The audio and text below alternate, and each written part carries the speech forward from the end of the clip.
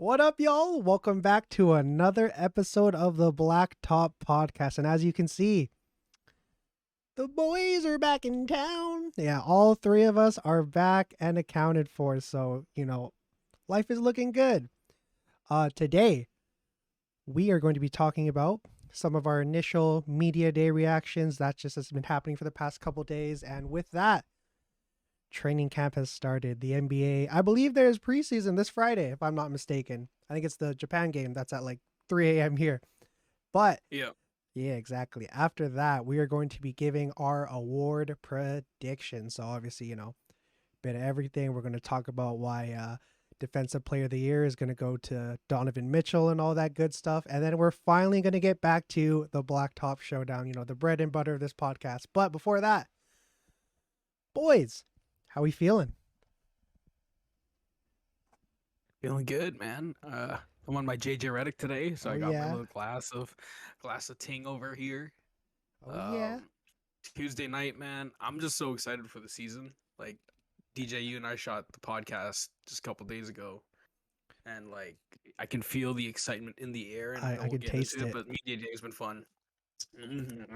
Taste that. Christian, what Backdrop, up, man? backdrops. What up, man? I'm good.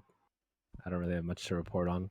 Been honestly pretty busy with life, and I don't know Jack about anything that's happening in the NBA world right now. So a little bit of a different perspective. Just yeah. All right, well, let's hop right into it. So, Media Day, obviously, I'm not gonna lie, this was probably one of the, not that it wasn't eventful, but I think there was just a big aroma of like, I don't want to say sadness is the word, but there was definitely that kind of, the A demeanor lot was, of negative energy. yeah, 100%. I mean, I think it was, I can't remember the reporter's name, but he literally said that the Suns, for example, obviously that's one of the big ones, was that Yeah, Brandon felt, Horse. yeah. Yeah. I don't know if it was Brandon Worse, but I remember one guy was saying it literally felt more like a funeral. Now, obviously, that was all the Robert Sarver stuff, and their MVP, Jay Crowder, is not going to be on the team. He wants a starting role elsewhere. I don't think he's going to get it. But not only that, obviously, there's a big thing with the Boston Celtics. But let's just dive right into it. So, I think how we'll do it is we'll just give some of our big takeaways. My first one, let's start something positive. I mean, I feel like Ruben definitely knows what I'm about to say here. Zion Williamson is looking like a whole different Yeah. human being. I mean, you know, he's kind In of good shape. evolved. He's looking in shape. He's like saying that he's following a regimen like solidly for the first time in his career. And not only that, he was bumping that Ready to Die, man. That's a classic album. And when you got that in your system and you're going into a system where you got CJ McCollum, Brandon Ingram, Herb Jones, Jonas Valanciunas, I mean, he said it himself. The prospects of a championship is very much on the horizon, I would say, barring any like injuries, of course. Hopefully none of that happens. But yeah, Zion looking like he's ready for another 27 and 10 season, I think. Yeah, no, I definitely agree. Like, I saw the team photo at media day, and I realized just how deep the team is. It was the five of them. It was C.J. McCollum, Herb Jones, Brandon Ingram, Zion, and Jonas Valanciunas. I saw that photo and I was like, damn. And like one of my takeaways that I literally had, so I'm just playing off of what you said, is I think the Pelicans are the most underrated team on paper right now. Oh, no doubt. Um, Their depth is honestly, I would say, rivaling the Clippers, if I'm being like completely honest. Depth, yes. Star power, not yet. No, no. I would say Bi is obviously a really good player, and Zion has to get back to Well, I mean, there's not really much he can go back to because he hadn't played a whole lot. But it'll be interesting to see how this team works out because the West is it's loaded again this year. I think the East is going to be still a much more competitive conference, in my opinion. Actually, yeah, I would say the East is going to be more competitive, but like West from is top to like bottom. very top heavy as always, I feel like. Very top heavy, yeah. But I think the Pelicans can squeeze their way in there. Um, yeah, and good spirits because Zion it looks like he's healthy, and so just to add on to that, across the league, it looks like everybody is mostly healthy, most of the top stars, which is really nice going into the season, knowing that like the big names are gonna come in and be like ready to play, right? Like Ben Simmons, Kawhi, So yeah, it's gonna be an exciting season. I think like media day is always a good way to gauge the energy of the team, and so at least the positives that I can take away are most of the stars that we're used to seeing on the court are going to be out there this year. 100%. Christian, you're a guy who had to make a case for why Zion Williamson is better than Miles Turner. What are your thoughts on the Pelicans, how they're looking? Yeah, I personally have no complaints about this team. I think the fact that they kind of had to have that off season, or not off season, but kind of their previous season where they obviously lacked Zion, and parts of the season where they even lacked Brandon Ingram. I think they're definitely going to come back this season as a well constructed machine. I think they're definitely going to be able to like operate better together, and I don't see a scenario where like having Zion back on the team is going to be hard to adjust from. I think if anything, players like JV will definitely be able to kind of even get better touches and better looks, just because he's not going to be the only one that's being fed. Um, Zion's going to be obviously there. Um, yeah, I mean the team just has that much more experience from last season, so I expect them to honestly be okay. Let me just take a look at this before I say some stupid shit. I That's personally a deep team. I personally think they could be a top 5 team in the West easily. I don't No think it's hard to doubt. say. Fuck it, I'll say it here. At their peak, if everything goes right, top 3, maybe even top 2. Like Ooh, I don't if know about top everything 3. goes right, Yeah, Zion that's comes tough. back to 27 points per game. Bi is at an all-star level. Jonas Valanciunas is playing like the top 10 center. CJ McCollum's there. Herb Jones is locking up shit. If everything goes right, they can definitely be a top 3, in my opinion. See, that's a fun question to ask because it's like I'm thinking now if we rank the West, who our top 5 teams are, or at least our top 6, What? the automatic playoff teams. Golden State's got to be number 1, right? Yeah, you got Golden Consensus. State.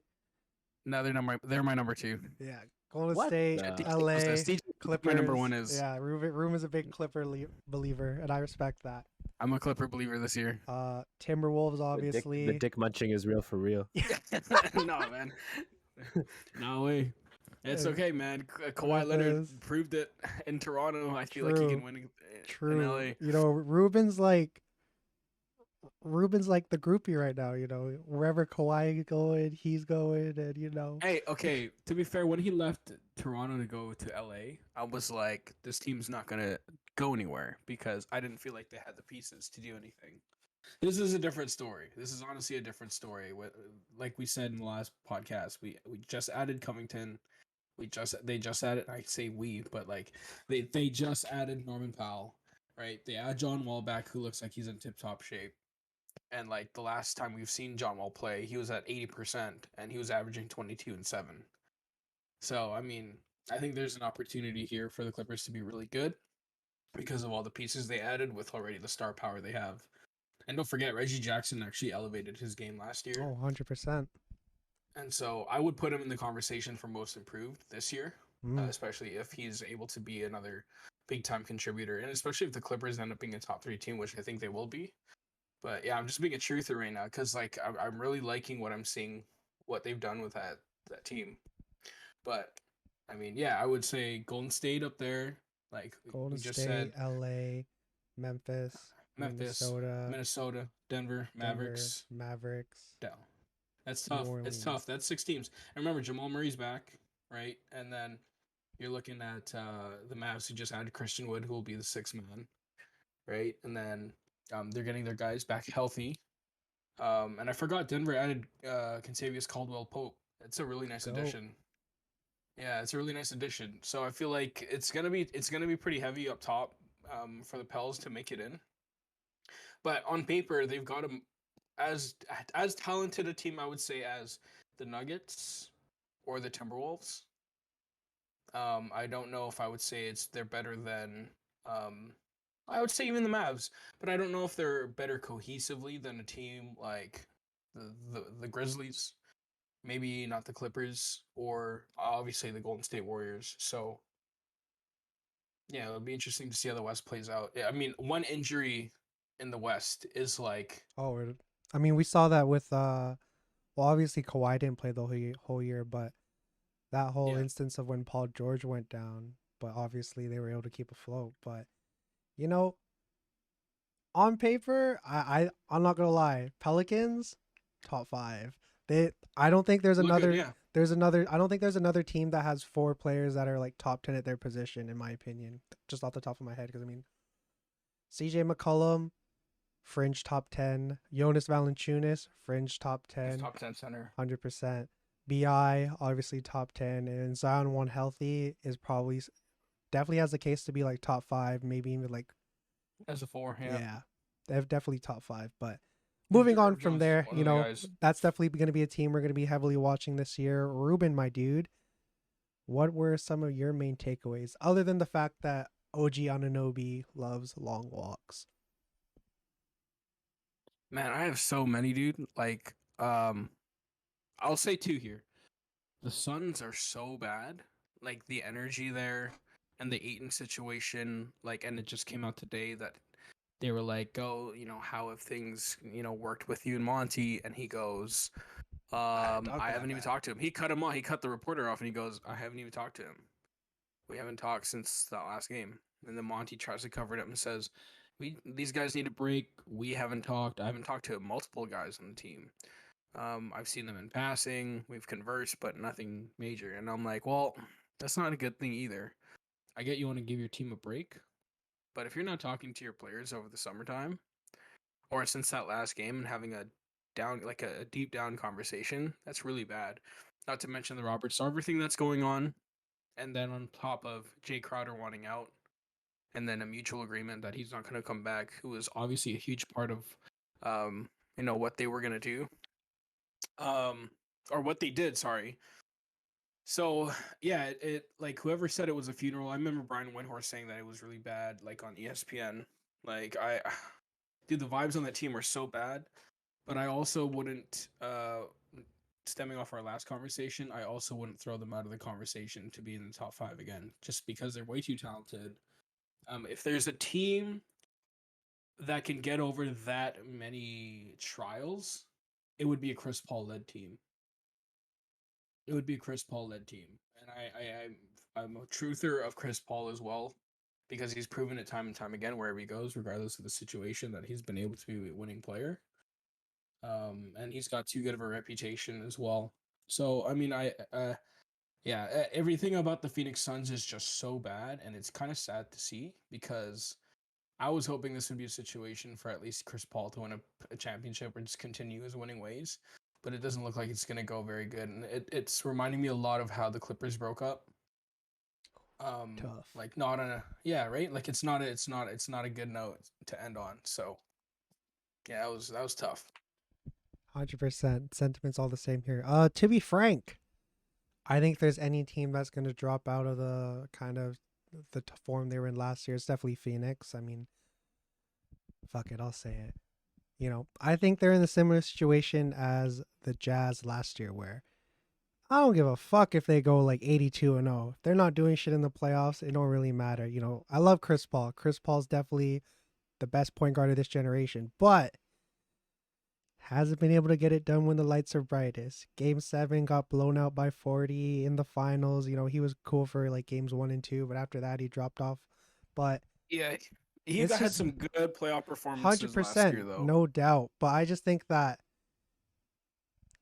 their teams, I mean, it's no secret with things like load management and all that stuff. They're definitely teams that, in all honesty, don't give a fuck about the regular season. I think Milwaukee's one of those teams, to be frank. But I think Phoenix is a team that's definitely going to not prioritize, but I don't want to say they're going to try, because that just seems like other teams, like, say the Clippers, aren't going to, but that's completely wrong. But, the Suns are going to be a team that are definitely going to be really good in the regular season, but, none of it really is going to matter unless there's playoff success. And frankly, as it is right now, we've seen what the peak of this team is, and that's obviously a finals appearance. But what happened, and they're gonna have to go from here. I will say though, if there's one guy I'm really excited for, it's Cameron Johnson. I think he's gonna slide into that starting lineup for sure. I mean,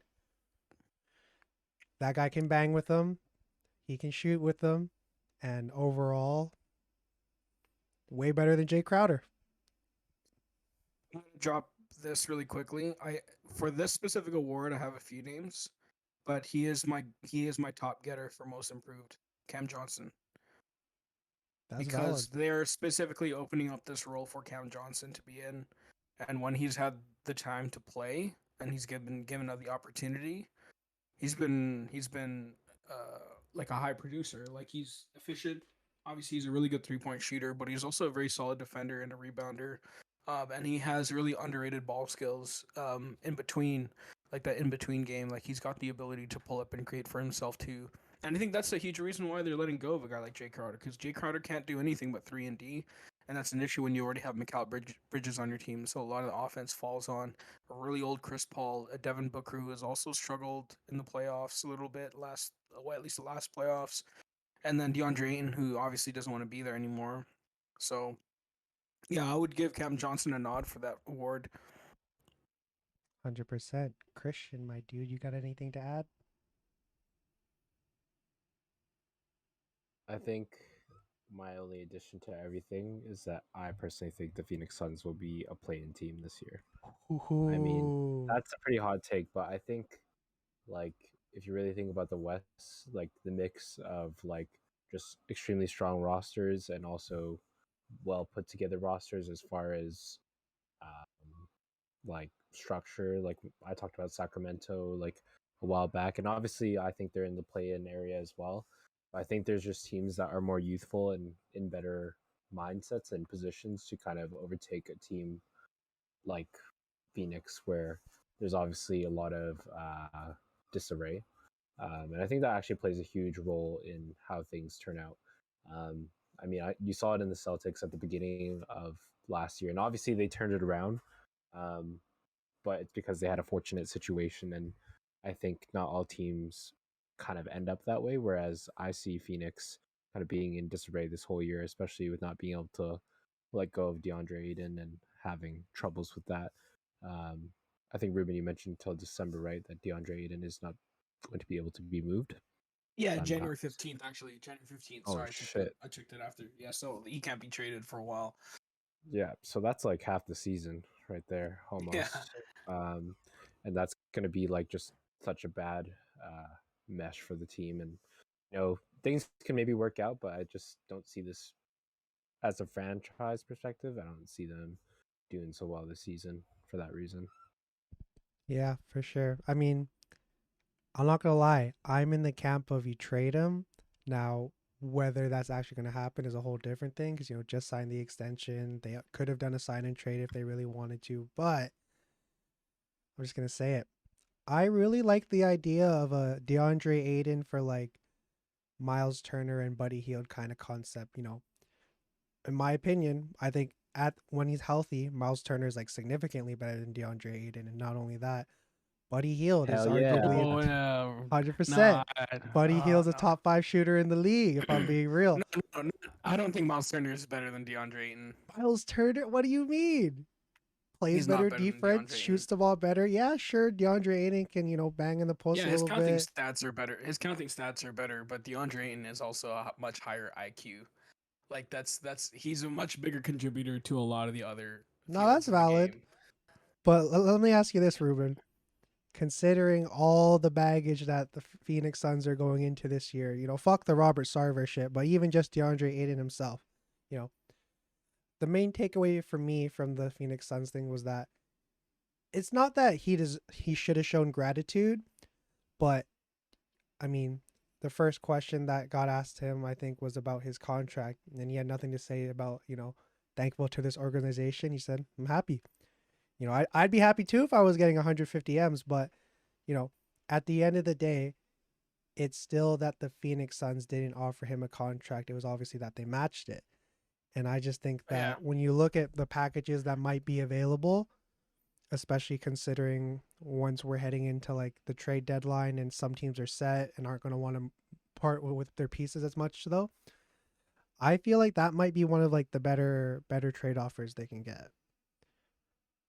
I think if I can add to it too, I think it's just the fact when you look back at, obviously I guess, the results of the Phoenix Suns over the playoffs. I wouldn't say they were unsuccessful by any means. I mean, they've done the most they've done in years, but I think they've obviously been on a decline, and that last showing last year against the Mavericks, that whole series was a bit of a conundrum. I just think if you were to like hypothetically place Miles Turner and Buddy Hield into like that organization right now, I think they would work better systematically than the way DeAndre Ayton would at this given point, just because of a lot of different, both emotional, physical aspects. I think at the end of the day, like you could definitely develop and have a higher ceiling with players like Buddy Hield and Miles Turner at this point for that roster. Yeah, yeah. Don't get me wrong, fit and talent are two different things, though, right? Like I never said. I think Buddy Hield and Miles Turner would be really good for the franchise, right? They fit better because there was obviously a lack of shot creation for Phoenix, um, and then on the anchor, right? Miles Turner is a much more versatile defender, and when you play a team like the Mavericks, who prioritize a lot of perimeter oriented play, a lot of drive and kicking, a lot of perimeter creation, right? It worked against a team last year like the Clippers, who played very traditional, and then also, or sorry, the year before that, and then a team that didn't have Kawhi, right? Like we can't forget that. Like the Suns basically made it because of the fact that Kawhi didn't play in that series, or he played like what 100%. half the series, I think he right? played. So I don't. Yeah, I don't think he even played a it was game game. one, right? It might have been game 1 or game 2, and then he was out. Yeah. Phoenix was never that good to be there in the first place. And they had a really good regular season run because there's a lot of, all right, there's a lot of ambition, right, to get back to that stage. But in terms of fit, yeah, that would definitely, I think that would be better for the Phoenix Suns moving forward, especially if they're leaving Jay Crowder out of the picture. But, for me, it's like thinking about the whole contract situation. I mean, they didn't offer him the max, like you said.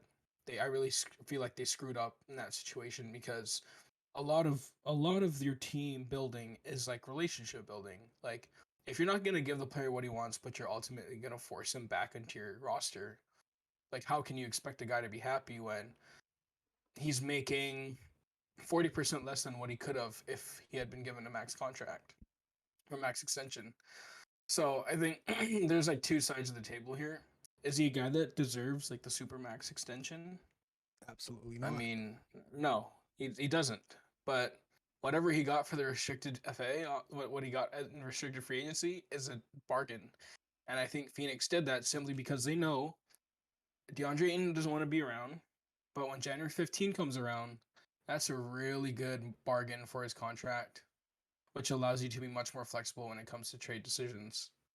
And that's why they didn't make that trade for KD ultimately, because they didn't want to give up DeAndre Ayton, Mikal Bridges, Cam Johnson, and a bunch of picks for Kevin Durant, because it doesn't make sense. And Kevin Durant's on the decline.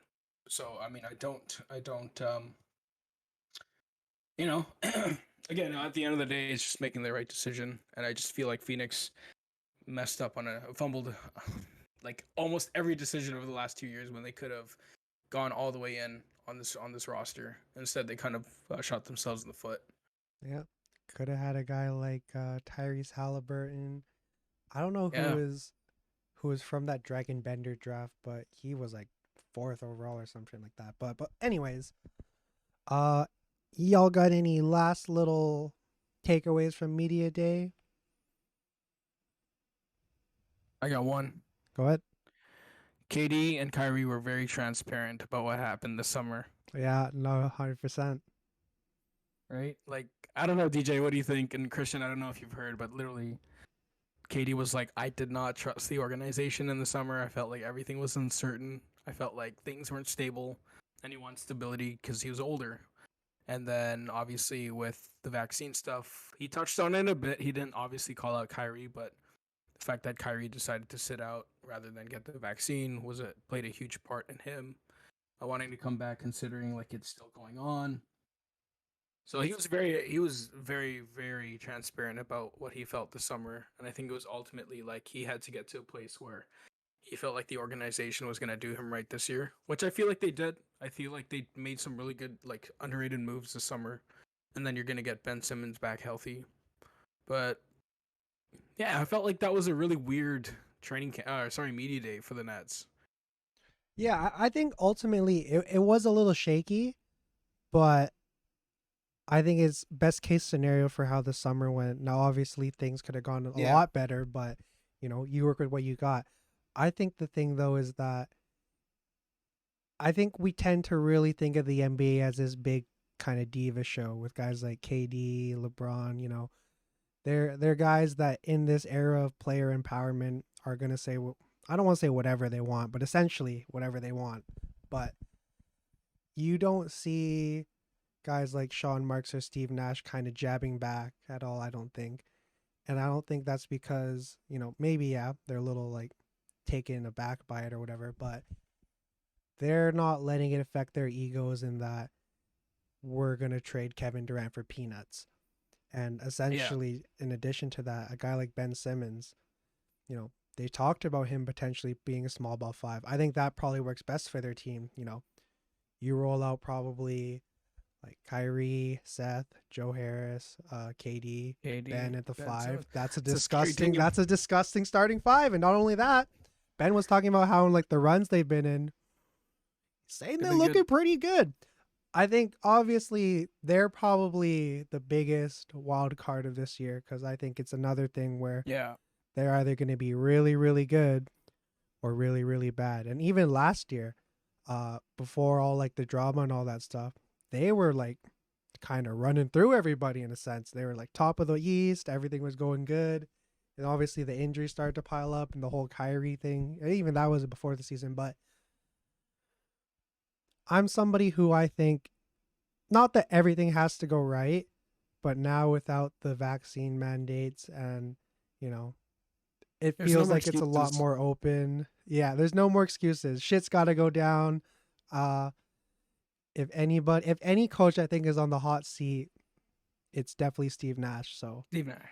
Agreed. some good shit's got to happen this year, and it's got to happen soon.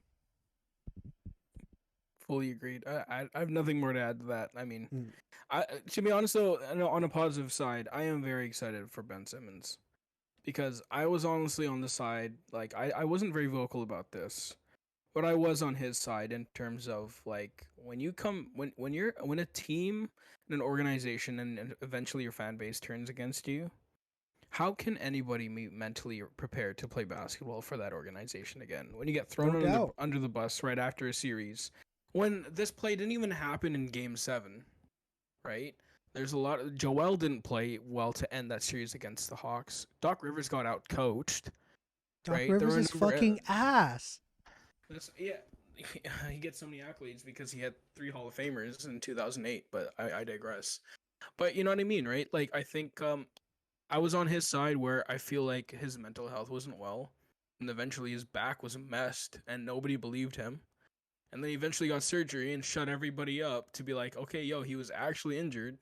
And plus, the dude was mentally shaken. There was so much going on. Like, imagine millions of fans, the entire organization that pays you, and then your best bud, like the next star player who has this much influence, Doesn't have your basically back. throwing you under the Yeah. bus. Exactly. So, what do you expect the guy to feel? Right? Like, and man, every time I hear Shaq talk about the situation, I just get sick of it because it's like, buddy, like, I'm sorry, he's not the most dominant player in the NBA history. There's a little, it's different. So, anyways, I'm rooting for him. Not I'm really only excited for him that, to do well. that's your LSU brother. Supposed to have his That's back. what I'm saying. That's what I'm saying. So, anyways, I'm really excited to see Ben Simmons back on the court. No doubt. Chin, you got anything to add? No, not at all. I think Ruben, that was well orchestrated. No Best doubt. best Thank you, point sir. made all day. 100%. We are Ben Simmons truthers on this podcast. No doubt. I'm not gonna lie. Everybody thinks that like comparing Ben Simmons to Giannis is completely ludicrous. I'm not saying it's sensible, but what I am saying though is that it makes sense. I see it. I see too. Both 6'10", both 6'11" guys. I'm not gonna lie though, Ben I think has better guard skills than Giannis. And I think it's not necessarily MVP Giannis we're talking about. I think what we're really talking about is sort of post Jason Kidd, the beginning of the structure that Mike Budenholzer brought with Giannis. Not necessarily letting him go out and do whatever he wants, but allowing him to kind of be both that free safety on defense, but also on the offense, in that he can either, play back to the basket a little bit, initiate the offense a lot, shoot the occasional jumper. Ben says he's going to start to shoot. You know, when we think about like these sort of catfish workout videos, I think Ben Simmons is obviously kind of one of the first ones that come to mind. But his abilities, his size, his frame, his talents, it all points towards being a very solid player. And I think with the tools he's going to have around him and the fact that he's going to be able to play in the paint solely, it's going to be nice. But moving on from there, let's give our NBA award predictions. And one that we've already kind of touched on, let's get right into it. Let's talk about MIP, Most Improved Player. Sorry about that, y'all. Had a few technical difficulties, so let's bring it right back. Christian, who would you say is your most improved player pick for this year? All right, so I really got to preface this. I honestly forgot who won last year. In my head, I remember Ja winning, but I might be wrong. Someone fact check me right now. Yeah, pretty sure it was Ja, right? Yeah. Yeah. Okay. And so the way I looked at it last year is pretty skewed because I think this award can honestly go to anyone, just really based on a lot of things like media. I mean, obviously performance, standings, and so forth. I personally think it's like a kind of a dark horse choice, and I mean he was in the running already last year, but I think he's one of the players that, in my opinion, is going to just take on even more heavily a role with how much attention he got, and probably Anthony Simons or Anthony Simon. Sorry. Okay. I mean, obviously he had Solid. he had such a good season last year that he'd obviously have to improve to kind of be a case.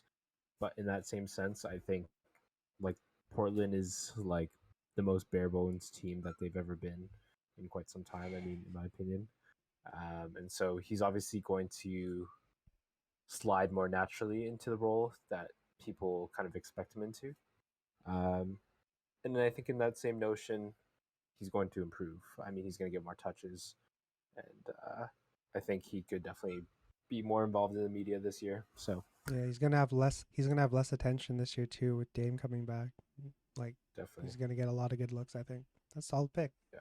Ruben, my dude, let's hear yours. So I mentioned Cam Johnson. I'm just gonna list off the other two that I have. I think OG Anunoby for sure is gonna be in Ooh, that conversation yeah. this year. All right, that Yeah, I pause. mean he only played was it 45 games? I want to say he played like just a bit over half the season last year. But remember he was averaging 20 points before he went down the injury. He was averaging 25 and 3 or something like that. And if he's able to stay healthy, number one, and he makes another leap, or he's able to sustain at least the play that he had at the beginning of last season, I think that he's right in the running for the MIP conversation, especially because the way he was playing last year. Remember, Pascal was out for like the first 20 or so games, and OG Anunoby was the team's first option, and they were a winning team by the time December rolled around and Pascal came into the roster or came into the lineup. So, yeah, I would say OG is for sure in that conversation. And I'm really excited to see him hopefully healthy. And Masai's talked a great deal about how much he's improved this summer, especially to work on his body and his balance. And so, if he's able to get rid of that hitch a little bit more on the jump shot, he's able to stay on balance when he's creating shots, and he improved that handle. I think, he'll be in that conversation. The other guy that I have, who I really think is the favorite to win it, Cam, like I said, Cam Johnson's in the conversation, but I'm going to say RJ Barrett. RJ Ooh. Barrett is my favorite to win the MIP. I think he'll have a breakout season. I just, and it's mostly me just wanting to believe in the Canadian kid because He showed last season again. We were touching on this in the last podcast when he's given the opportunity to play and given the ball as the main option, which Tom Thibodeau seems to have a problem with. And I've talked about this with a few Knicks guys. Once RJ Barrett gets the ball and he's able to create, without you know any road bumps, right? Um, he's proven to be really effective and can produce, and he had some really good moments last year. So I just think that he's going to take advantage of that and leap off of the mini leap he made last year, and I think he's going to make a huge leap this year. Respect. Yeah, no, I'm a big RJ truther too. You know why he's gonna play good? Because he's gonna be playing alongside Cam Reddish. Anyways, so some of the guys I got picked, I got two I'll talk about. Number one, I talked a bit about it last time. PJ Washington. The Hornets probably went from a team with a significant amount of upsize to where now they're probably gonna drop out of the playoff picture. Now, nobody could really predict the jump that Miles Bridges would have took last year. Now, obviously, he's out of the question. So I think a guy that's next up, a guy who was drafted, I believe, a year before, year after, whichever, but it's his sort of front court mate in PJ Washington. Their stats were pretty much identical, except for this year, PJ Washington had to take a little bit of a step back with how Miles was performing, and now that they're gonna have to replace 23 points per game, I think PJ Washington's in a perfect place to really like cement himself in that. I think he's a guy that still has a lot of upside, has the ability to bang in the paint a little bit, but I think he's a significantly better shooter. Like I would say, actually, I was gonna say he's probably one of the better shooters on the team, but looking at guys like Gordon Hayward and who else I think Terry Rozier, but PJ Washington, he's gonna be the beneficiary of a guy like LaMelo Ball who's gonna continue to get better. And yeah, so he's probably my, I guess, dark horse pick. My I wouldn't say for sure pick, but a guy that is gonna have all the opportunities to win this award this year is probably the MVP of fantasy basketball this year. Pretty sure Christian knows who I'm talking about. I think it's Keldon Johnson. Fuck, that totally skipped my mind. Yeah, great there's choice. gonna be nobody in the entire league that has the opportunity he has, and it's a team playing with house money in that they know they ain't gonna be on shit this year. Keldon Johnson probably knows they're not gonna be on shit this year. So you know what Keldon Johnson's probably gonna do? He's probably gonna chuck up 20 to 25 shots a game. And you know what? The way he's improved, the way he's continued to cement himself as not only a solid player in this league, but a leader. He's a guy who has an Olympic experience now. Keldon Johnson is poised for a big year. I'm predicting probably a very empty 25-5, probably something along those lines. 25 might be a bit of a stretch, but the fact of the matter is that MIP has nothing to do with like the league record or stuff like that. It has everything I think to do with a lot of the counting stats and the overall impact. And if I'm looking at Keldon Johnson and that bum ass Spurs team that's hopefully going to get Victor Wembanyama, it's looking good for his prospects, I will say. But yeah, that's good. Yeah, Yeah. Greg Popovich literally said, "Don't bet on us to win a championship this year." So I thought that was just freaking hilarious that he went out and said that. Pop's a real one. I don't want to say he should go coach somewhere else because he's like San Antonio through and through, but I can't see him doing that. I can't see him doing ever that coaching either. outside of that organization. Yeah, I don't think you can, because it's so ingrained into that culture that it's like I don't think you can just uproot that all. But moving on from there, let's move on to Sixth Man of the Year. I think this is not necessarily an underrated award, but it's one of my favorite awards, I will say. A lot of good winners in the past. Jamal Crawford, Lou Williams, who else? Fucking Montrezl Harrell even. There's a lot of guys who have won this award. Jordan Clarkson, Pinoy Pride all day, but I think Ruben, let's hear your answer first. Who you got for Sixth Man this year? Well, I initially had Jordan Poole. Mm-hmm. I initially had Jordan Poole winning this. I think that he's going to make another huge leap again with his game, especially with Gary Payton in Portland, Otto Porter in Toronto. So there's there's some touches to go around, and there's a lot of adjustments to make, and I think he's going to have a bigger role on this team. But I would also say part of that conversation is Christian Wood. Now that he's going to be the sixth man, there's a huge opportunity there for him, right? Like where and Jason Kidd literally said like he doesn't have to be microwave; he just has to come off the bench and play his game. Um, and so I think if he's going to be the sixth man, and he's a high producer and is a guy who's been flirting around with all-star type numbers, I would say he's around that same talent pool as a CJ McCollum, right? And the guy who's never made it, but who flirts with those numbers, is a good enough player with that kind of reputation. Yeah, I would say I could see Christian Wood winning that award too, especially if Dallas is winning and he's contributing to that. Yeah, respect. I mean, I had Christian Wood too, but I got another guy I could play with. But pause. Christian, who do you got? Damn, that was crazy. Yeah, personally, I mean, this year, especially those two, I think in my mind are pretty consensus. I mean, obviously, someone can shake that truth later on, but at this very moment, the people that seem most poised really are those two at the end of the day. Christian Wood, in my opinion, should be starting.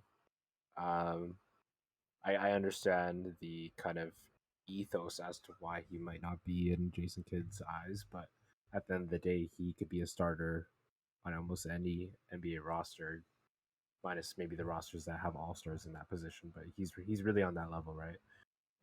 Same with Jordan Poole, really. Um, and when you have players like that coming off your bench, it's pretty much the most game changing thing there is. Jordan Poole, I think that you make a great point, Ruben, that with the absence of Gary Payton and Otto Porter now, like he's gonna probably play in like closer to I don't know how many minutes he played last year, but I could see like 35 minutes out of Jordan Yeah. Poole every night for sure with Yeah, the kind of agreed. rotations they'll be playing. But yeah. Damn, yeah, those were the two guys I had picked. Christian Wood, we're all Christian Wood truthers here. Jordan Poole's obviously poised for a big year. The guy I will talk about then is James Bouknight. I'm gonna throw out a dark horse here. He's a guy who hasn't gotten a lot of burn, but certified bucket, has the ability to get to his spots, killed it in the G League last year. Not saying he's gonna put up those numbers in the league, but when you look at the guard rotation that the Charlotte Hornets have, I think it's one of the better ones in the league.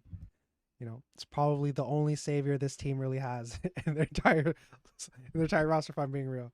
But James Bouknight, he's gonna step into a role that he's gonna be able to really get that second unit going. He's gonna be able to really set the pace of it, based on the fact that majority of the motherfuckers who are also on the bench can't handle the ball for shit. Kelly Oubre Jr., what's he going to be doing? He's going to be shooting threes, playing some solid defense, and blowing some kisses at some refs, but he's not going to be handling that rock. James Bouknight, lock it in. Dark horse. Underrated. Underappreciated. Most over. Well, no. I think the two we've all kind of had on mind is probably two of the top ones, I will say, but just to throw some dark horse, just to add a little spice to the pot. DJ, if James Bouknight wins, I'll buy you a nice dinner. I'll tell you that. You'll say swear? Yes. Yes. Yeah, I swear. Say swear. Oh my goodness. Let it be known. 9:01 p.m. September 27th. James Bouknight will be sixth man of the year in a different universe where he's not competing against the likes of Christian Wood and Jordan Poole. Take those odds to Vegas, bro. James Bouknight is a dark horse for 12 minutes a game. I'm gonna be honest with you. That brother has better odds to serve Gatorade than win sixth man of the year. Hey, listen, I have better odds to make the Raptors G League team than Bouknight getting sixth man of the year.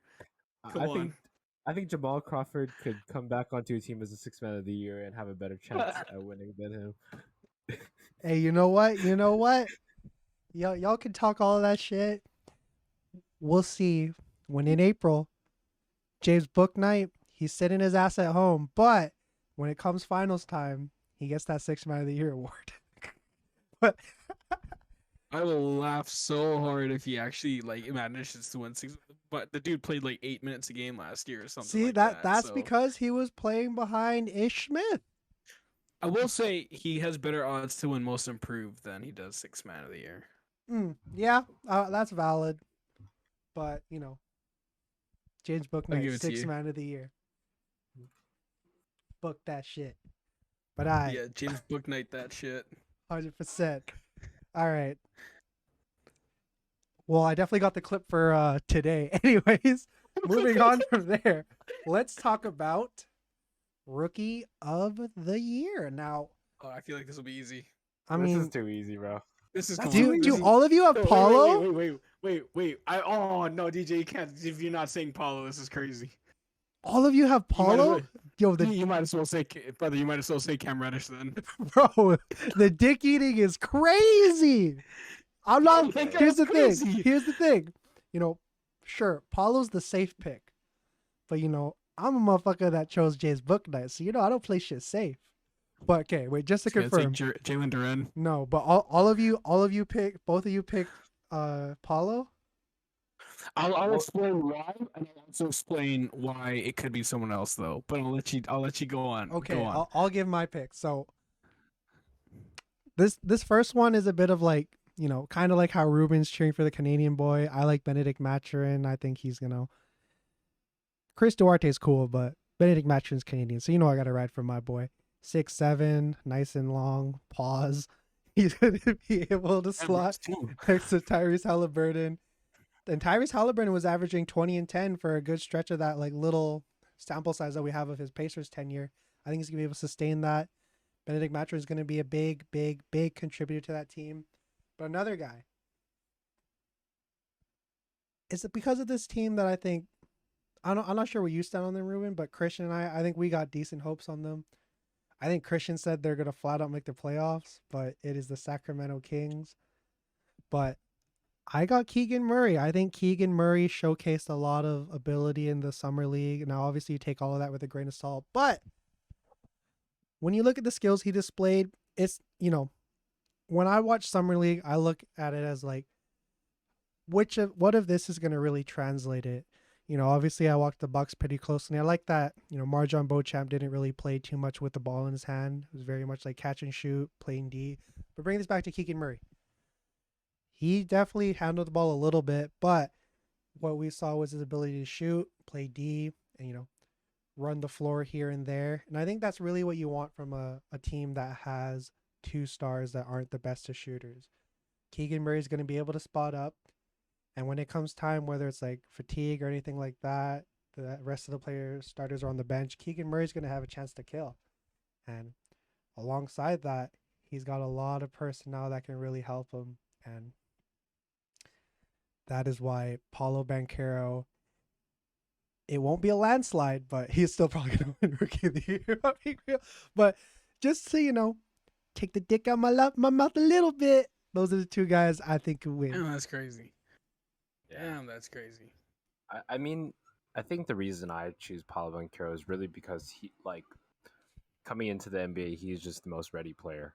Yeah. That's valid. Yeah. Yeah. He is just such a refined talent, and that even if he's not having things go his way, he's definitely the sort of archetype that can still contribute. Like he's got the size, he's got the build, he's got the skills to at least, in a way where kind of how Cade had the first start of his season, where, and I mean a lot of rookies have done it, where they kind of have really bad shooting splits to start the season, but they're still kind of putting up other numbers. Like Cade, I think when he first came in was like maybe putting up like I remember it's like maybe like 6 and 16 in terms of shooting, but he was still contributing like 8 assists a night. And I think that's kind of where, in some ways, maybe not for assists, for example, but with Paulo just as a whole, like he's able to kind of come into the NBA at least as an already more polished player than some of the rookies that I think are coming out of this draft class specifically. Yeah, no doubt. I think the only thing I have to say about Paulo is that I don't think there's any rookie in this upcoming class that has really shown the ability to like fully take over a game. Paulo did that in college. he impressed the Magic so much that they only let him play one game of summer league. This dude is, yeah. I think him and Jalen Duren are the most NBA ready when whether you look at the build and stuff like that. But Paulo's that one. We may not be from Seattle, but we kind of right there. So we're pulling for the boy. But again, I like to play shit a little risky. Cam Reddish gonna be Defensive Player of the Year, baby. Reuven, who's the guy that you think can take the award out of Paulo's hand? Yeah, so I think Christian covered the side of why Paulo will win it, but if he doesn't, I think it'll be two things in combination. Orlando's got a lot of pieces, right? Like they've got a lot of pieces that also need lift, right? Franz Wagner, Jalen Suggs, and then their two bigs. So I mean, that's a lot of dudes with pause. There's a lot of dudes with one ball, right? So it's like it's that stuff to go around. And as good as Paulo Banchero is, like he's still a rookie, so he's gonna step into that hierarchy pretty low. And don't forget Cole Anthony, right, on that squad as well. Jonathan Isaac. Well, I don't think he's gonna start the year, but I mean, yeah, I sarcastically, if he were to come back, actually, right, and then they got R.J. Hampton, so there's a lot of pieces there that require the ball. I think ultimately he will elevate as the best player on that team, but that combined with the fact with Houston, right, like. There's not a lot of pieces there other than Jalen Green, Kevin Porter Jr. And while those guys will have the ball a lot, I mean, Jabari Smith isn't really playing behind anybody. I think I think he's gonna start at the 4 right off the bat, and he's gonna be playing alongside Alperen Sengun. But I think the games mesh a little bit better. And so I think if there's anyone that I think manages to take it out of Paulo's hands, it would be Jabari Smith. Man. Yeah, I mean that's all I have to say. If Paulo loses to a guy who's only really shown the ability to catch and shoot, fuck me, man. But no, that's valid. I think Jabari is stepping into like a solid situation. Another guy on that team I'm really excited to watch though, Tari Eason. Tari Eason's a dog. Yeah, Tari Eason. Tari Eason is a dog. But alrighty, let's head to DPOY. This is a award that's been a new door has been open. Obviously for like ever since Gary Payton won it, you've always penciled in a big man, but sure, Marcus Smart won it last year, but yeah, I just think that we're in a time now where that award is so much more like open. Yeah, definitely. That's the word. But I don't know if it's open this year though. Really? Reuven, let's hear your pick then. It's Giannis. That's what I like to hear, baby. I think it'll be Giannis. I think with Rudy Gobert in Minnesota, I think that he's still a favorite to win it. But the reason I say Giannis is because this team is like, I think they'll cruise to 50 plus wins this year. Right? And I think Giannis, while he's going to work on throughout the year, it's going to be an 82 game experiment for him to play around with his game heading into the postseason.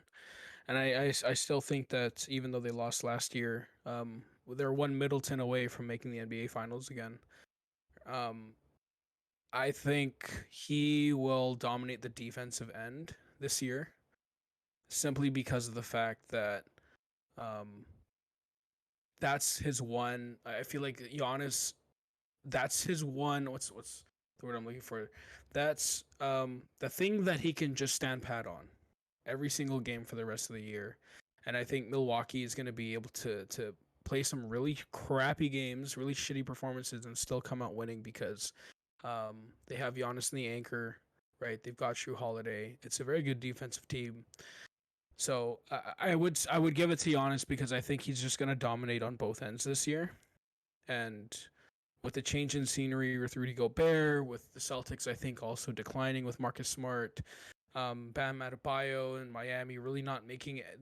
They made some lateral moves this year. I don't think they really progressed forward in terms of talent.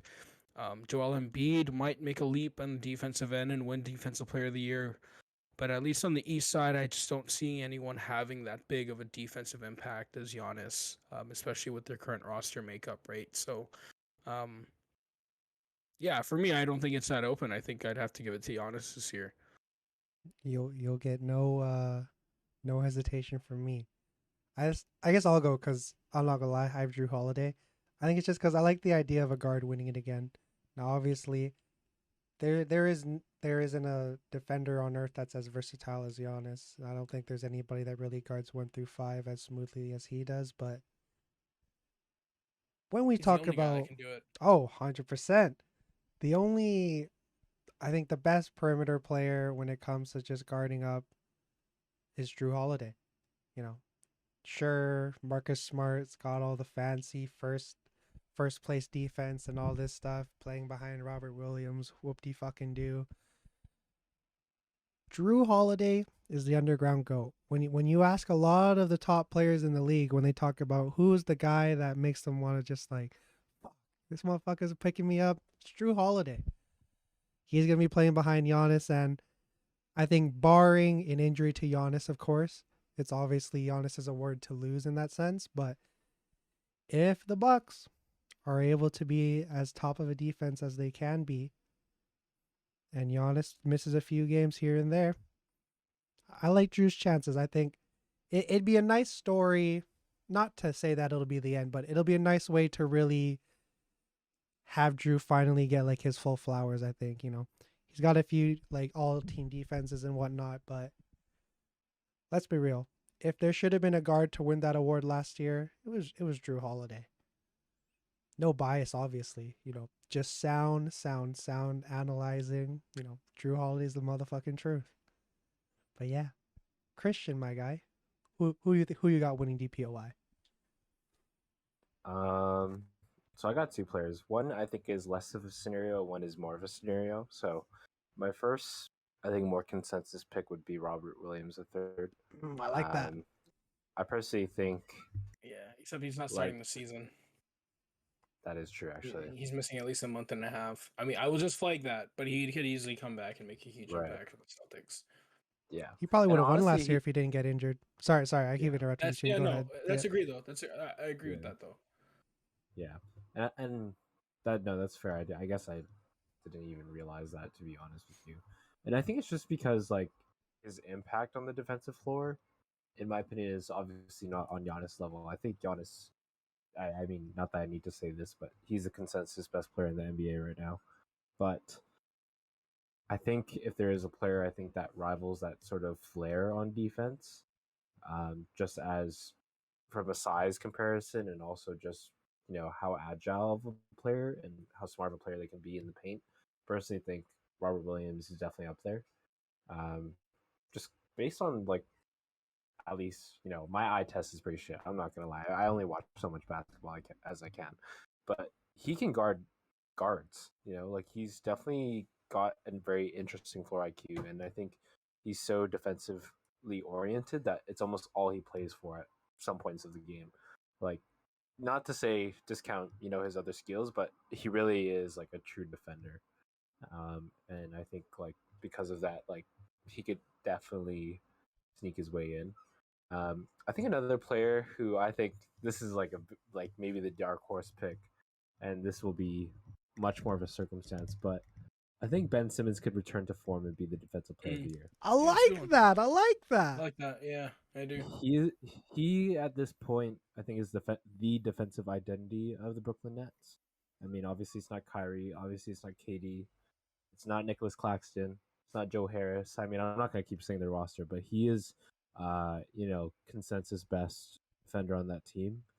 And not to say that's like saying a lot with that roster, but I think people forget how good of a defender he was when he was playing at his top in Philly.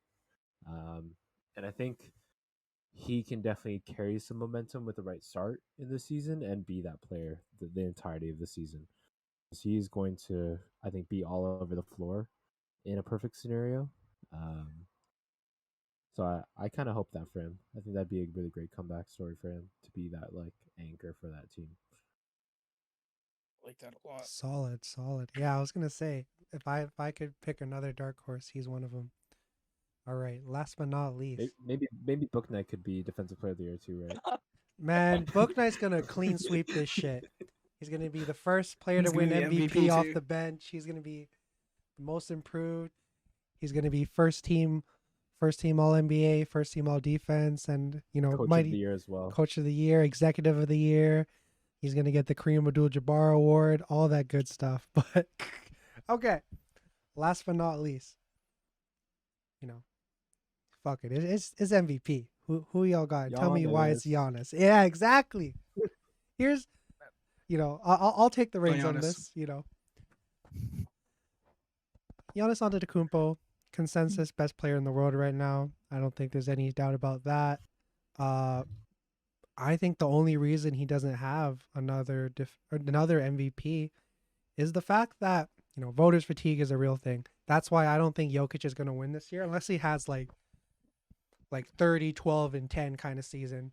But Giannis is the best player in basketball, plain and simple. I don't think there's anybody who has as much of effect on the game. He's starting to really impact it as like a cultural standpoint, and I think that he's just going to further cement himself as one of the best to ever do it. Is he going to catch Tim Duncan? I don't think so, but adding another MVP definitely gets him closer to that. The Bucks are going to be a team that are going to definitely be competitive, no doubt. They're a team that should be going for a three-peat right now, but say la vie. But just to kind of, I guess, throw a dark horse in there. I don't remember when it was, but I believe it was Ruben who said this, in that Jason Tatum could be an MVP. Yeah. And if there's a player if there's another player I'm going to put my stock into that award, it's JT, man. I think if there's any player that really has one of the biggest chips on his shoulder this year, it's him. He was supposed to be the guy. That didn't happen in the finals, but that's not to say that he didn't put that backpack on during the season at all. I mean, he was looking like damn near unguardable a lot of the points in the season. All NBA last year. I mean, Olympian. He's had a lot of things go his way, and then the first time he gets to the big dance, the first time where you're playing for all the chips on the table, everything has to go perfect. Shit's the bed, plain and simple. Now again, that's a big ass chip on his shoulder, and with this whole big ass chip that's going to be on the Celtics shoulder, JT I think he's in line for a monster season. Like a 30 point per game season, I'm thinking. No complaints. I personally think, just to add on to that, as a a casual JT fan, Christian's our JT boy. He liked the light skins. I do think like the one thing I consider the most when I kind of put him in the odds is the fact that I think the Celtics are going to be a high intensity team in the East all year. I think the mentioning of how certain teams are more experimental during the season because they're cemented is like a good point as to why I think, if you really look at it, sorry, I'm like all over the place, but if you think about it, like from how when the Suns lost the finals and then they returned as, I believe, like a 60+ win team the next season, I think it's the same thing with the Celtics where they definitely have something to prove. I personally think they're coming back with a better roster. But JT is obviously going to want to, I think, be at the top of the Eastern Conference this year without a doubt. As does the whole team, of course, but I think they're going to be playing with a different intensity that not a lot of the teams in the East will, just simply for the fact that they're proven. I mean, Philadelphia is a shoe-in, the Bucks are a shoe-in, Miami, I would say, is a shoe-in. Like in terms of teams that will. The Hornets are a shoe-in with the likes of James Bouknight. Keep going. Yeah, the Sacramento Kings are a shoe-in, even though they're on the other side. But I just think like this is the one team that isn't. Obviously, they are good enough and they will be at the top there, but I think they want to be at the very top compared to the other teams that might be resting their stars, for example. No, that's valid. They're a team that I don't think really has the luxury of kind of cruising, just because they're entering the season with a whole new like head coach basically, and yeah. Ruben, you got a dark horse you want to say? Scotty Barnes? I don't think it's Giannis. I don't think Giannis is going to win MVP. And it's the same reason I gave for Defensive Player of the Year. I think he's gonna cruise this year, like with the rest of the team, which is why I said he'd win Defensive Player of the Year, because I think that's the one thing that's gonna stand pat throughout the season. Um, and it's not to say that he's not talented enough to win it. I think that maybe his production is the same, but the usage and the impact probably won't be, because I think he'll probably load manage a few games, if I'm being honest. No, no doubt. Um, Yeah. I think there will be some load management throughout the season for them, because, I mean, again, they were one injury away from being in the NBA championship, right? So I think that's going to take a huge toll. There are going to be a team that I think will experiment a lot offensively as well.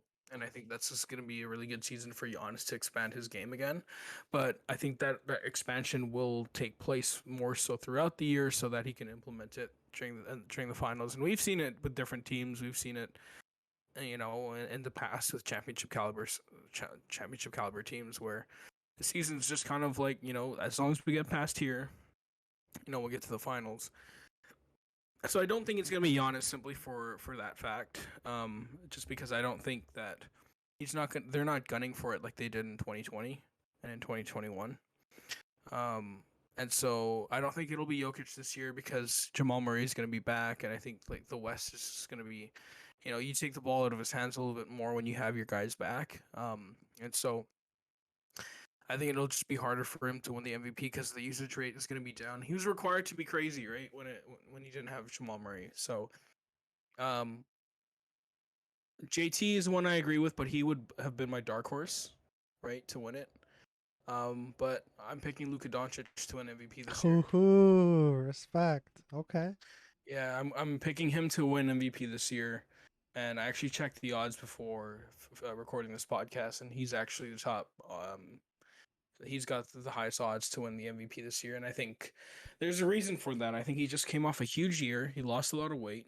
He killed it over at Eurobasket. He's playing some of the best basketball of his career, and now he's got a full squad with more. He's got more tools in the basket, and he's got a great team. He's got a really good team around him, where I think they can actually contend for a title this year and not be surprised. So I think this is a really good situation for Luka, both individually and team-wise, for him to get as many accolades as possible. I could see him averaging close to a triple-double this year on 30 points. And I think people might say, oh, usually a lot of these guys, they stat pad because there's not as much talent. But with the way the Mavericks play, things are going to open up a little bit more. And that's going to allow him for him to probably be a lot more efficient. Get much higher assist numbers, not like they weren't already high, but also be more present on the defensive end, at least on the glass, because there are more guys that can score offensively. Spencer Dinwiddie, Tim Hardaway is going to be back, and now Christian Wood coming off the bench. It's a lot of offense, and don't forget, JaVale McGee is going to be a huge influence on this team defensively, which will cover up a lot, because they did struggle at the point of attack defending the perimeter play. Especially when you have three guards like Brunson, Dinwiddie, and Luka. And a lot of your defense was focused on Dorian Finney-Smith and Dwight Powell. If you got 2 out of the 5 guys who are only capable defenders, that doesn't breed well for your defensive system. And I think that's ultimately why they lost in the Western Conference Finals. And obviously just didn't have enough talent. But I think this is going to be a different story this year. And I would say they'll finish in the top 3.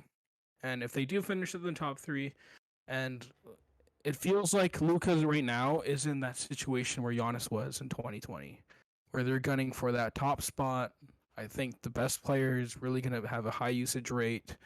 I just think all the chips are falling in the right place at the right time. And again, like the biggest thing to emphasize on is Luka's in shape to start this year. I would also say he'll probably load manage as well. I think every star this year is going to load manage.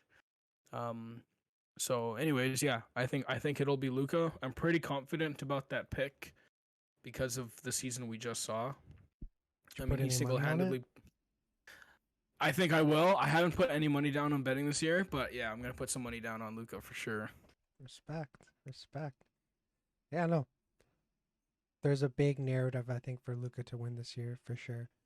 But My bad, y'all. I completely forgot one more award. We should have ended on MVP, but real quick roundabout. Who y'all got for Coach of the Year? Ooh. We don't have to like spew out our whole narrative or anything, but just real quick. Oh, while y'all are thinking, I'll say mine. I think Ty Lue is going to win Coach of the Year this year. I think he should have been. Well, obviously, record plays a big part of it, but when you think about what teams had to go through narrative wise, I don't think there are any teams who have coached the Clippers as well as, or any coaches who could have coached that team as well as they did with Ty Lue. Yep. I think a big thing about Tyronn Lue has always been, I don't think it's necessarily that he can't coach, but it's sort of what can you do when you don't have the best player on the floor kind of thing. And he led that team to like some pretty solid, pretty intense, nice dicey wins. Obviously, you got him to the conference finals last year. Missed a bit on the playoffs, but evidently you look at that season as like a huge success because I don't think there's any team on the league where you take out their two best players and they do what the Clippers did. So, yeah, Ty Lue's my guy. I got two. Alright. Chris Finch Mhm. is I think for the Timberwolves. I think they'll have a really good year. And Nick Nurse. I think people will be surprised at how good Toronto is going to be this year again, because they write off Toronto every year and then they always pay for it. So I think if Toronto manages to finish with the top 6 seed again this year, I think Nick Nurse should be in that conversation and or win it. I think it would be pretty hard to deny it at this point if this team manages to win twice in a row with the team completely written off the face of the earth from the playoff picture. Yeah, I like that. Yeah, I think I got two, and Nick Nurse was one of them, but I think the other one in my mind is probably Taylor Jenkins. Yeah. I do think Memphis is gonna come out pretty hot just because um, there isn't any major roster changes, nothing to really, I think, play around with, and that system is already obviously one of the scariest systems in the NBA just because of how well meshed that team is. I think he deserves his flowers this season for sure. Respect. Alrighty, y'all. Well, that has been it for our award predictions. Now, we go do one round of Blacktop Showdown. It's been a minute, so let me just re-explain this. The Blacktop is obviously one of, if not the first places where we all kind of garner our love for basketball. And obviously, that's a whole different jungle compared to the hardwood. So what we're going to do is I'm going to give the boys some players, and it's basically one-on-one, who's going to dog the other guy, who is going to be king of the blacktop. So with that being said, let me set up this little timer thing so we can all see that, or at least y'all can. If you're on the video, it might be a little harder. Okay, can y'all confirm that you can see the Google? Yes, sir, Ski. Yes, sir. All right, solid. Okay, We're so about to do 5 minutes. no. So we're gonna do 2 rounds. The first round is kind of you're presenting your argument. For example, one of the things we had is Miles Turner is better than Zion. I think it's something that I argued for, or whoever it was. But yeah, I it had Miles doesn't. Turner. Oh yeah, it was Ruben. It doesn't matter about who's like statistically better. Like you could have You gotta be able LeBron to James, argue. but if you don't present an argument, you could say like KD or Giannis would dog his ass. Even though that's probably what happened, but neither here nor there. So again, it's not necessarily about who's statistically better, who's got the better anything or whatever. It's just about being able to prove it with your words. Ruben, my dude, pick a number 1 to 4. I'm gonna pick 3. 3. Okay.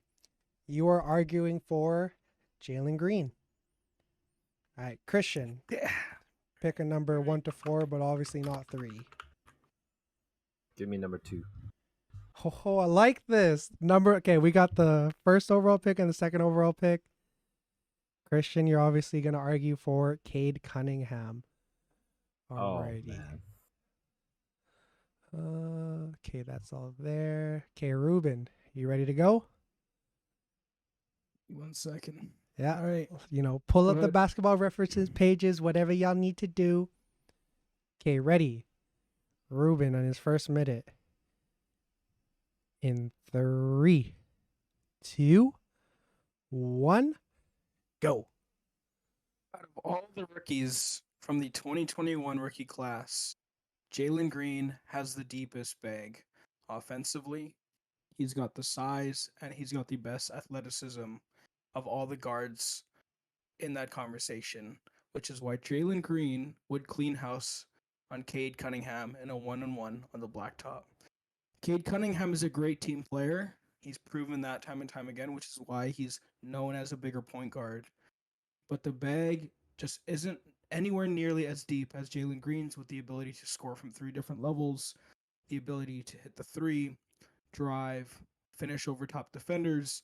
We've all known Jalen Green to be a guy who's able to finish in contact, so a guy who's similar in size with him is going to struggle, especially when you have an open floor. There's no help side, and Cade Cunningham is also shown to struggle on the defensive end, which is why I think Jalen Green is the perfect player on the blacktop, especially against a guy like Cade Cunningham who needs a team around him. All right. Solid, solid, solid first round. Christian, you ready to go? Yes. Oh, I like it. Okay, ready. 3, 2, 1, go. All right. So Cade Cunningham, I'm not gonna lie, he doesn't have the deepest bag. He's not going to be your offensive threat. But what he does have really is like this size that is honestly an advantage over Jalen Green. Jalen Green on the blacktop is 178, 6'4". Cade Cunningham is 6'6", 220. That is like an absurd amount of muscle difference when you think of players that could back down. And I think with Cade Cunningham's bigger frame and larger defensive presence with 1.2 steals, 0.7 blocks in a very small sample size last season, those stats could obviously be better. And I think he has a defensive presence that Jalen Green doesn't have. Jalen Green simply isn't gonna, take every fucking basket on Cade Cunningham. And at the end of the day, Cade can make a shot. He definitely has shown, even though that he doesn't have the deepest bag, nor is he the most fastest or even athletic player, he can get a basket regardless of where he is. Okay, solid, solid first round. All right, y'all. So, obviously, with the first round, we had a minute. That's kind of your opening argument. But now, we go put a little bit of the pressure on them. We're gonna go 30 seconds, and it's your chance for a rebuttal. Ruben, are you ready? Yes, sir. All right, 3, 2, 1, go. Yeah, I think the size difference is not something that bothers me, considering a guy like Kevin Durant has made a name for himself throughout his entire career. I think when you have scoring prowess, you have an open floor, and you have a bag like Jalen Green's, at least on the offensive end, your ability to create shots for yourself will give you an advantage over the defense, especially when you've got so many tools. Defensively, a lot of Cade's stuff came from the fact that he was in a much better defensive system with Dwayne Casey. He won't have help side this time. Ooh, okay. Chin, your rebuttal, ready? Yeah. All right, 3, 2, 1, go. I think to just reinforce my argument, honestly, I think the size is the biggest. The size does matter in this scenario. I think honestly, if I were even going up against a guy that's 2 inches but 50 pounds heavier than me, I would already be back down. Um, it's pretty simple logistics, I think, in a one-on-one scenario, honestly, where size can honestly turn into like three-way scoring on the floor in a one-on-one scenario. So I just don't think Jalen Green has that over him. All right. Now, if I'm looking at both these arguments, I think you both presented a solid case. Jalen Green undoubtedly has a bag, no doubt. Cade is kind of this more better all around player, but I think it's fair for Ruben to say that. I think a lot of what we view as his defensive prowess really comes down to the fact that it's a lot of team defense. But then, at the end of the day, we're talking blacktop, limited rules, ain't going to be any of that ticky tack bullshit. So I'm sorry, Ruben. Size does matter in this instance, I will say. So I think I'm going to have to go with Cade for that one. There's one thing that I missed completely on that. It was like I could have fought against that argument because Jalen Green's athleticism is beyond anything. So if he were to decide to back him down, he's a guy that could definitely elevate. But you Yeah, know, For but sure. that's but I For don't sure. think the So gap that's on the between them argument. is so much so that like No. they would just overpower him. But I'm not gonna lie, some of the things Christian was saying, you know, a little sus, but I respect Big it. s- Big sus. I mean, like, and I think like Cade obviously didn't get enough flowers. I mean, not to like go on a rant, but I mean, even with this system, like Cade 1.2 steals in a season, like obviously the system is made for him, but he definitely like I think is like one of the craziest all around players we've seen up and coming in a singular season. So No doubt. uh, Definitely gonna have a I good thought year it was this year. good fight, Ruben. I thought you would have won that one honestly, but All right, I'll so take That's my good one. dubs. It's good. yeah, that could have It's gone either way. This, if you gave me Scotty Barnes, I would have cleaned this entire class. Oh, Yeah, I would have been fucked. Scotty Barnes is better than all these players that we're talking about. Come on. All right, Chin. Do you want a chance to switch your player, or do you want to Fuck, stick with I have a Cade? feeling Scotty Barnes is in this like conversation. Yeah, I'll switch my player. Okay, Oh, it's either Evan Mobley or Scotty Barnes. It's gotta be. pick 1 or 4. Or unless he did guards. This is good. I'll pick. Oh fuck, I'll pick 4. Yeah, pick 4. That's Scotty Barnes' number. Come on now. Yeah, nah, I had Scotty here. Yeah, you got Yeah, Scotty. Scotty's number Got 4. Scotty. Oh. You got Scotty. Wait, no, actually, DJ, I think you gotta switch it up. There's a conflict of interest here. Hmm? Oh fuck, you're right. You're right. If you're asking me to vote, No, on yeah, Scotty yeah. Barnes, You're that's valid. Okay, that's okay. I got there's this. a conflict of interest here, but I there's got a no way backup in hell. one here. Okay, Christian. DJ, you already lost. Yeah, I don't know why the fuck. Okay, Christian, pick a number 1 to 4. I'll pick 1. You got Devin Booker. Whoa. All right, solid. Well, it depends who he's got. Okay, and then let me enter one of these number like random picker thingies. Random. Oh no. The random pickle. Devin Booker, Kobe Bryant, number 2, -2. You know, honestly, to preface this, I think Devin Booker is one of my least favorite players in the NBA. So Yeah, I gotta agree with you on there. So I- this I- will be very much not conflict of interest. You will get no disagreements from me. Okay, who do we end up with here? Oh wait, 2? fuck no. Oh, okay, well yeah, 2, but I also kind of because Devin Booker was, let me Hey. 2 to 4. there's Oh, only one you- Devin Booker. Hey, don't be pushing around and shoving for him now. I'm not, man. I don't want fucking Devin Booker. Yeah, this has got to be a clip, man. We're IQ. just going off on Devin Booker. All right. I got Jason Tatum. We got the 2 Kobe disciples. This is gonna be some heat. I Christian. I'll give you. Do you want to go first or second? Oh, I'll go second. Okay. this could actually be a really good argument. I mean, like, this is gonna be a really good one. Okay. All right, I'll stay quiet now. All right. I'm gonna go 3, 2, 1. Alrighty. So Jason Tatum, you know, he's viewed as this Kobe disciple. Same with Devin Booker. But let's be real. Devin Booker a pussy, man. Who, you know, 1-on-1. Jason Tatum's fucking smoking him. The bag is deep. The size is there. The athleticism is there. Man, Jason Tatum is gonna fucking sun Devin Booker. You kidding me? 6'8", has all of Kobe's moves, does them better than Devin Booker, has more size than him, more athleticism. Jason Tatum is a guy that, while Devin Booker sure gets to his spots a little bit better, Jason Tatum, he's a guy that can cook. Anybody, any day. We just saw him take a team to the finals. Granny shit the bed there, but 1-on-1, I don't think there's anybody that's beating Jason Tatum right now. The ability for him to shoot anywhere on the floor, the ability for him to get to the basket, the ability for him to shoot from the perimeter. There are no holes in his game offensively.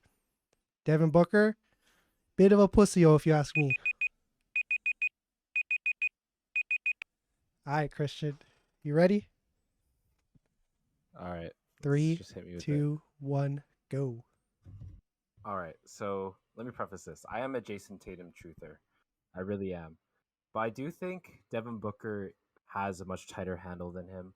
I do think Devin Booker does have a more consistent mid-range game. And that being said, I think that comes from Devin Booker's ability to really shoot from, I think, any sort of height on the floor. If you've seen clips of him, you've obviously seen that he's gotten over like the heads of guys. He's shot balls at he shot balls at basically his like highest peak in terms of his vert, right? So I think really like there is, in terms of like this one-on-one game, this would be a game of really the mid-range. I personally think, size could be a difference in some ways, but Devin Booker definitely, I think at the end of the day, is going to be able to make more baskets over Jason Tatum simply for the fact that his shot creates more space, and that's really the black top. Okay. Okay. All right. Let me set this all up.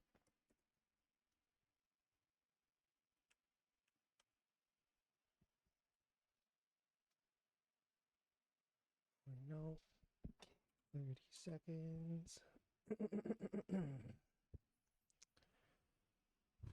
Rebuttal. 3, 2, 1. Yeah, sure, Devin Booker could get to his spots, but what did Christian say? He's a Jason Tatum truther. He knows in his heart. He knows in all his fucking being. Jason Tatum, Devin Booker can't hold a fucking candle to that man. Are you kidding me? Jason Tatum, he's got basically a 7-foot wingspan. Devin Booker's 6'5". He go block that shit any day of the fucking week. Jason Tatum, the bag, the height, the swagger. It's Jason Tatum, baby. Ain't nobody better than him, especially when it comes to Devin Booker. All right, Chin, your rebuttal. 3, 2, 1, go. Honestly, man, I must just say, like, I think you kind of putting up, like, in my opinion, I love Tatum, but I do think he's a bit of a, he's not a clunky player by any means when you really put it in perspective. But I think with the guard skills that Devin Booker has, this is kind of a matchup of like almost power forward versus shooting guard at the end of the day. I think if you really think of this from a truthful perspective, like there's probably 1 out of 5 plays where Jason Tatum is like not even in the scene. And by that, I mean his ankles are broken, for those who don't understand. Yeah, I'm gonna be real with you. Okay, I'm gonna break it down like this. DJ was banking on the fact that we all know that Jason Tatum is better than Devin Booker. But unfortunately, DJ, you did not make a good enough argument for me to think that he would have beat him in a one-on-one. Because you were definitely banking on the fact, and you mentioned his wingspan, but then Christian's rebuttal on the fact that, like, he said, oh, his ability to elevate on the jump shot, his ability to create space, and he is better in the mid-range. He's much better actually in the in-between game. And Jason Tatum is a bit of a clunky player, and he got no handles, respect.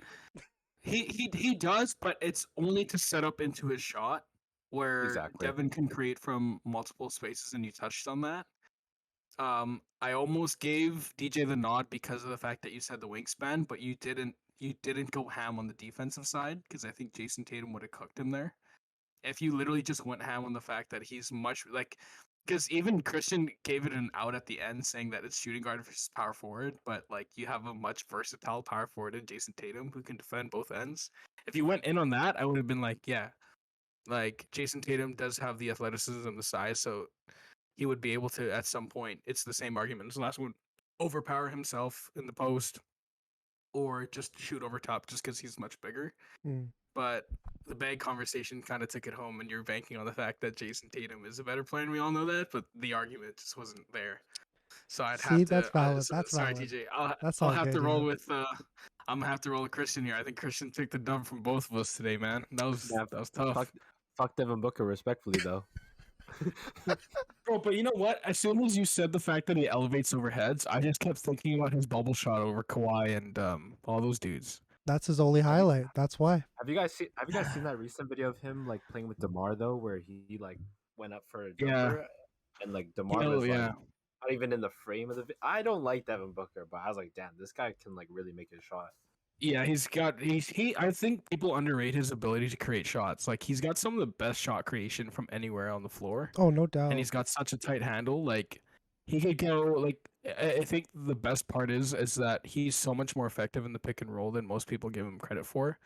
Like, and that's so important. Like, even though it's not a blacktop thing, but if you were to throw Jason Tatum and Devin Booker both in a pick and roll situation with the same big, I think Devin Booker could do a lot more with that than Jason Tatum can. I think he's a much more dynamic offensive player right now, but in terms of Jason Tatum, like, it's his ability to have it's his size and his athleticism and length that gives him that edge over guys like Devin Booker, Mm. and why people would just take him anyways, right? So I Jason, think if you're I watching think of this, it I'm like this. sorry. Yeah, I think if it's a controlled situation, I need a bucket. You need a methodical player, Devin Booker.